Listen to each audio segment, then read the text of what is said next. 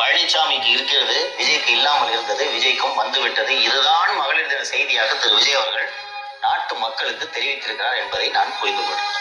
உண்மையிலே இது தமிழக மக்களுக்கு நற்செய்தி. சரிங்க சார். இன்னொன்று, விஜய் அவர்கள் வந்து ஷூட்ல இருக்காருன்னு தெரியுது அந்த வீடியோவில். எப்பொழுதுமே வந்து ட்விட்டர்ல போடுவாரு, இல்லைன்னா வந்து அதை வந்து அறிக்கை வெளியிடுவார். வீடியோ போட வேண்டிய அவசியமும் இல்லை. ஓகேங்களா? அவர் போடுறாருன்னா அப்போ அது ஏதோ முக்கிய செய்தி இருக்கு அப்படின்னு புரிஞ்சுக்க வேண்டியது. ஒரு லீடர் சொன்னது another important point, there are cuts. இந்த ஒரு நிமிஷம் 14 செகண்ட் கிறிஸ்பா மெசேஜ் கன்வே ஆகணும். கன்வே ஆக வேண்டியவங்களுக்கு கன்வே ஆகணும். அவரோட இன்டென்ஷன் தெரியுது. எனக்கு அதான் பாஸ் இன்டென்ஷன் பழனிசாமி சொல்றாரு. பாஸ் பாருங்க, அதான் இன்டென்ஷன். எனக்கு நீங்க போகணும், அதான் இன்டென்ஷன். அதுதான் உண்மையிலே மகளிர் தினத்தில் மகளிருக்கான நற்செய்தியாக விஜய் அவர்கள் சொல்லியிருப்பதாக நான் பார்க்கிறேன்.